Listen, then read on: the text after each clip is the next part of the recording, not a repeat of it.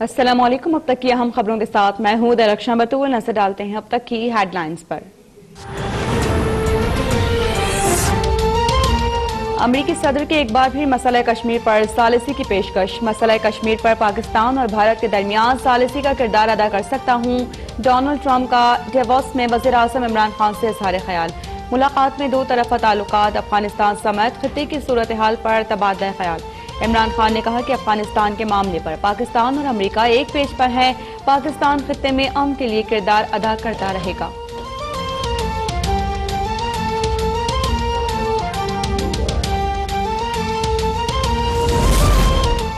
पाक फौज कश्मीर काउंस और कश्मीरियों के साथ हर मुमकिन ताउन जारी रखेगी। सदर आजाद कश्मीर सरदार मसूद खान से मुलाकात में आर्मी चीफ का अज़्म। मुलाकात में ऐलान ऑफ कंट्रोल की सूरत हाल पर तबादला ख्याल। पाकिस्तान में इटली के सफीर की भी जनरल कमर जावेद बाजवा से मुलाकात। दो तरफा दिफाई ताल्लुकात और खित्ते में अमन अमान की सूरत हाल पर बातचीत। इटली के सफीर की खित्ते में अमन के लिए पाकिस्तान के किरदार की तारीफ।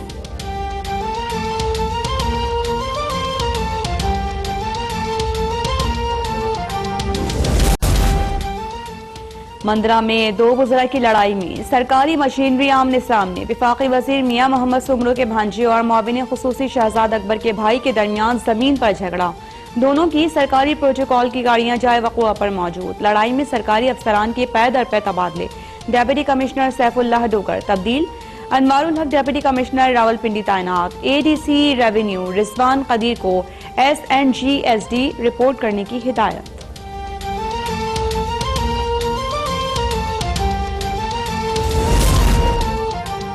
लाहौर हाई कोर्ट से साबिक वज़ीर आज़म नवाज शरीफ के प्रिंसिपल सेक्रेटरी फवाद हसन फवाद को भी रिलीफ मिल गया। आमदन से ज्यादा असासों के केस में 2 करोड़ के मचलकों के एवज जमानत। नाब ने जमानत सुप्रीम कोर्ट में चैलेंज करने का फैसला कर लिया। मुलजिम ताहाल 1 अरब से ज्यादा मालियत के असासों के जराए बताने से कासिर है।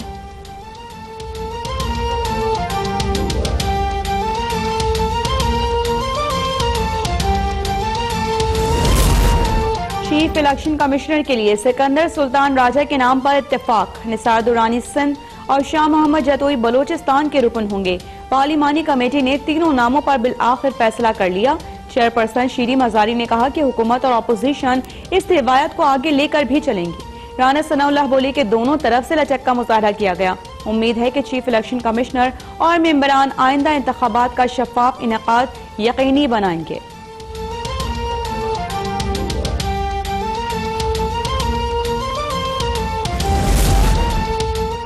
हुकूमत अजाब बन गई। हुक्मरान अवाम का खून चूस रहे हैं।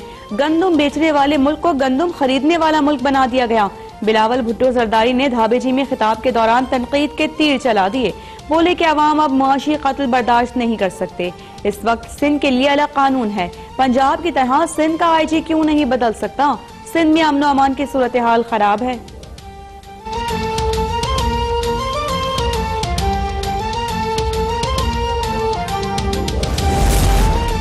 आज ही सिंध की तब्दीली का मामला। सिंध हुकूमत ने नए पुलिस सरबराह के तकर्रुर के लिए विफाक को बाज़ाबिता तौर पर 3 नाम भेज दिए। गुलाम कादिर थेबो, कामरान फजल और मुश्ताक महर के नाम सेक्रेटरी एस्टेब्लिशमेंट को इरसाल। तर्जुमान सिंध हुकूमत मुर्तजा वहाब ने कहा कि मुर्तजा वजीर आजम से राबिते के बाद नाम भेजे हैं। विफाक ने सिंध हुकूमत के नाम मुस्तरद नहीं किए। उम्मीद है कि जल्द फैसला किया जाएगा।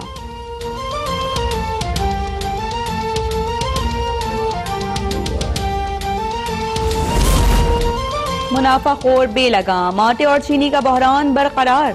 हुकूमत मुकर्ररा निर्खों पर फरोख्त के वादे निभाने में नाकाम। आटे की कहीं 70 कहीं 75 रुपए खुले आम फरोख्त। सिंध भर में चीनी 80 रुपए फी किलो बिकने लगी। लाहौर में भी चीनी की फी किलो कीमत 72 रुपए हो गई। पेशावर में 2 रोज बाद तंदूर मालिकान की हड़ताल खत्म। जिला इंतजामिया और नान बाई एसोसिएशन के दरमियान मुज़ाकरात कामयाब। 115 ग्राम की रोटी के नर्ख 10 रुपए मुकर्रर। 117 ग्राम रोटी 15 रुपए में फरोख्त करने की इजाजत।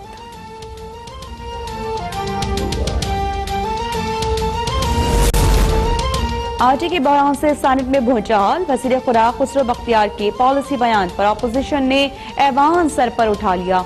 खुसरो बख्तियार ने कहा कि गंदम का मसनूई बहरान जल्द खत्म हो जाएगा। मीडिया पर चक्की के आटे का रेट बताया जा रहा है। पाकिस्तान में चक्की का आटा सिर्फ 4% अवाम इस्तेमाल करते हैं।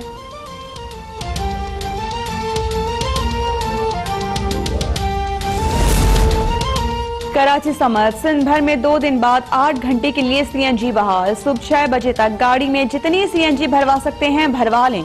सख्त सर्दी के बावजूद रात के इस पहर भी फिलिंग स्टेशंस पर गाड़ियों की लंबी कतारें।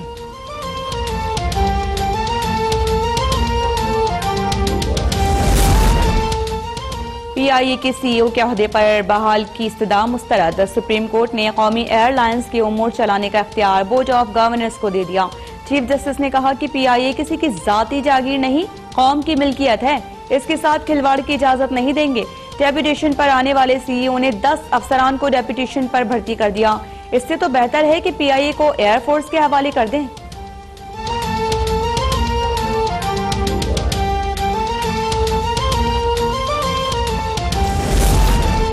नौशहरा में दरिंदों ने माँ बाप की आंखों का नूर छीन लिया। कमसिन बच्ची से मुबैना ज्यादती के बाद लर्जा खेज कत्ल ने इंसानियत को शर्मा दिया। वज़ीर आला खैबर पख्तूनख्वा महमूद खान की आईजी सनाउल्लाह अब्बासी के हमराह 7 साला नूर के घर आमद। दुखी वालिदैन से ताज़ियत। मुल्ज़िमान को निशाने इबरत बनाने का वादा।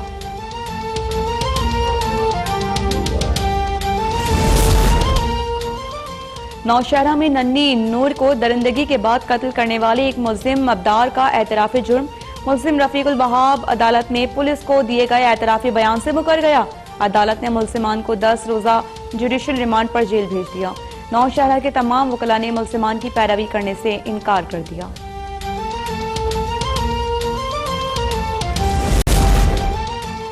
पानी को तरसे कराची वालों के लिए खुशखबरी। चेयरमैन पीपल्स पार्टी बिलावल भुट्टो ने धाबेजी में नए पंपिंग स्टेशन का इफ्तिताह कर दिया।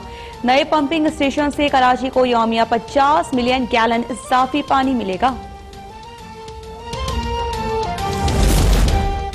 सेंसर बोर्ड ने फिल्म जिंदगी तमाशे की नुमाइश पर ताहुक्म सानी पाबंदी आयद कर दी। फिरदौस आशिक आवान का कहना है कि प्रोड्यूसर को फिल्म के रिलीज मौखर करने की हिदायत भी जारी कर दी। सेंसर बोर्ड ने फिल्म फौरी तौर पर इस्लामी नजरियाती काउंसिल को भिजवाने का फैसला किया है।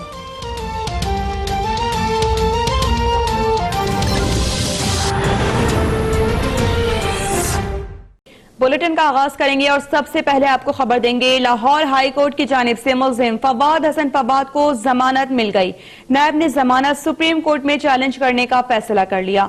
साबिक ब्यूरोक्रेट फवाद हसन फवाद के खिलाफ आमदन से जायद असासाजात के केस में अहम निकात ज़ेरे गौर लाए जा रहे हैं, जिनकी बुनियाद पर सुप्रीम कोर्ट में ये फैसला चैलेंज किया जाएगा।